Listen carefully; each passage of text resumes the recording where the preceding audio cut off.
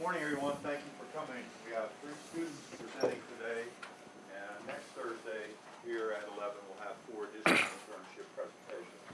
Today we have Ryan Prince, who interned here at Concord in the finance office, and we also have Natasha Heiner, who interned with the CPA in Princeton, Jeff Holyfield, and lastly Catherine Chase at First Bank in Charleston, West Virginia.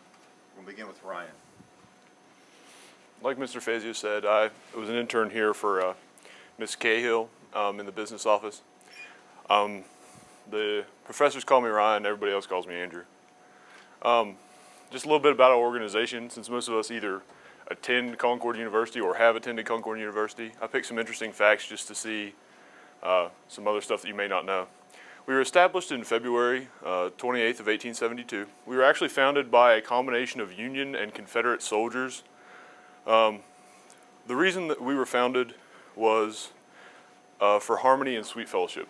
The town of Athens was named Concord originally, but when we went to make a university, there was a small post office in Hampshire County that was already named Concord. So they chose the name Athens because it's supposed to be a center and place of learning. So that's why our name's Athens. We officially became Concord University in 2004. This is the organizational structure of the business office. At the top, you see the CFO, which is Dr. Charles Becker. Above him would be the president, would act as our CEO. Obviously, that's Dr. Aloya, and above them is the board of governors or the board of directors. Dr. Becker runs the office. His secretary and student payroll. So if anybody works on campus, get to know Ms. Tesfont. I worked for Elizabeth Cahill. She's the controller here. Gary Hilton is our purchasing agent. He works in procurement, making sure everything goes smoothly. Ms. Clark does our P card. Our P card is the purchasing card or the credit cards that university has. She makes sure the necessary funds are there before anything is spent.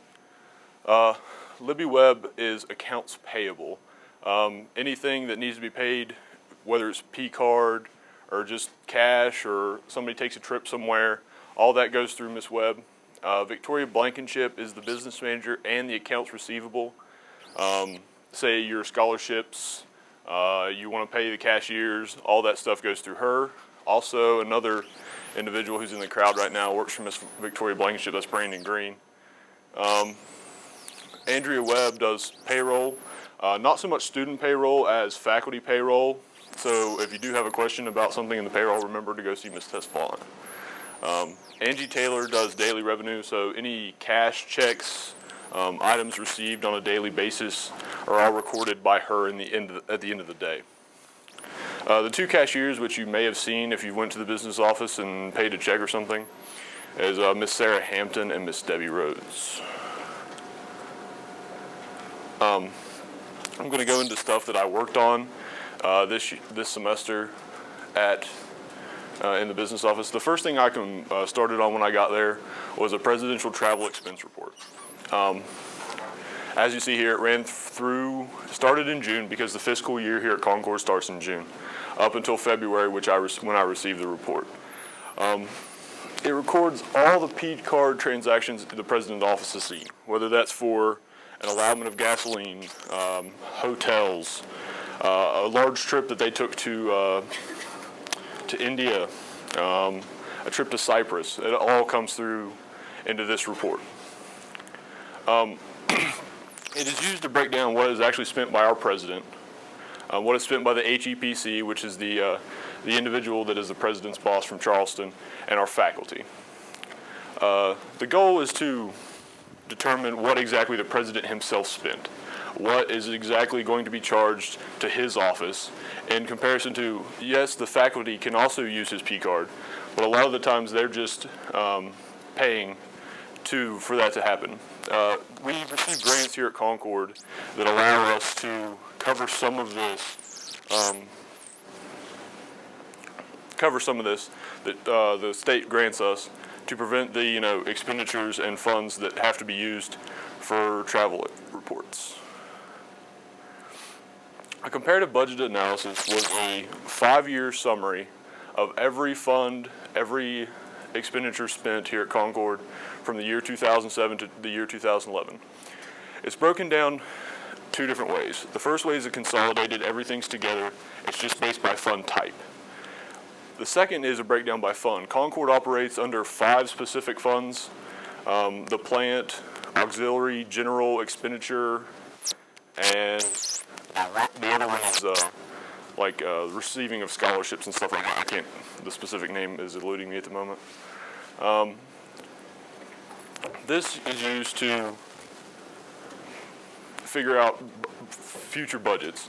You look at this, you can see where expenditures have increased over the years, where they've gone down, where you can shorten a budget to move it somewhere else, necessary things like that.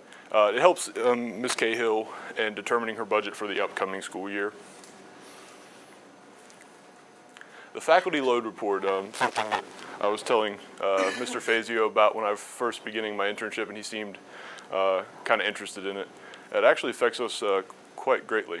The main purpose is to illustrate the comparison of credit hours to the amount of income Concord University receives from an individual course. The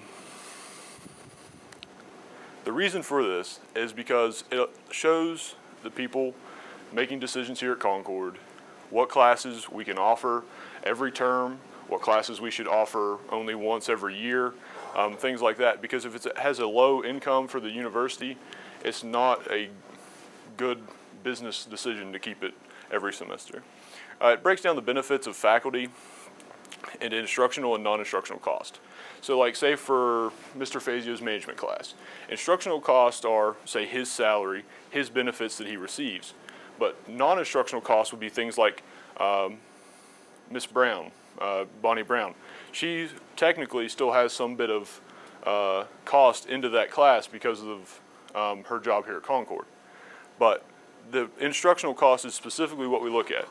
Once you have the instructional cost separated from your non-instructional cost, it will produce you a marginal revenue per credit hour for an individual course. So we know exactly how much the Concord University brings in per credit hour for any individual course. So if you think about it, you have 30 people in a in a 3-hour course, and the course makes $1,000 a credit hour. So therefore, we would know exactly the final outcome for that. Inventory control was a thing that the rest I kind of worked on periodically, and after they were completed, they were done. I've been working on the inventory control since I started my internship, and it continues over and over until the auditors get here in June. It's a compiled list of all inventory and equipment purchased in the fiscal year of 2011.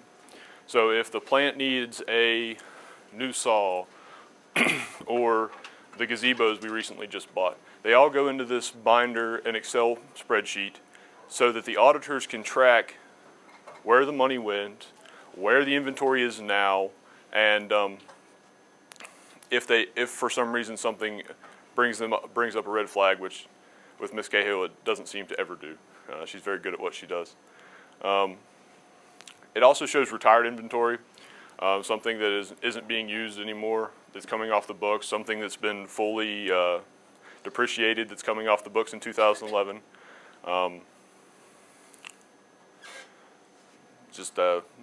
Pretty much anything that's purchased or removed from Concord University at any time during the year goes into this report, which then the auditors use as a trail. Any questions? Go ahead. How long was your internship? I started pretty much the second day we got back. I started my internship, so I work 4 or 5 days a week. Since I don't have much class, a lot of mine are online.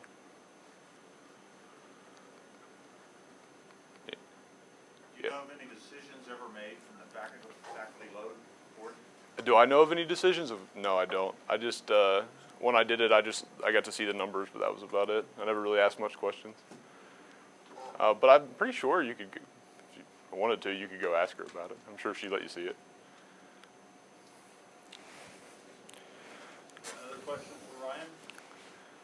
On the inventory, was there like a certain amount it had to be over before it was enough to put into the inventory record? All of it goes into the inventory record, but then there's a specific list of items that are over a certain dollar amount. Usually, from what I found, it's about 2,000. That it's a specific list that when it's coming off retired, or when it's coming in, it's placed onto this list to be. It's kind of like the double check for the more expensive inventory.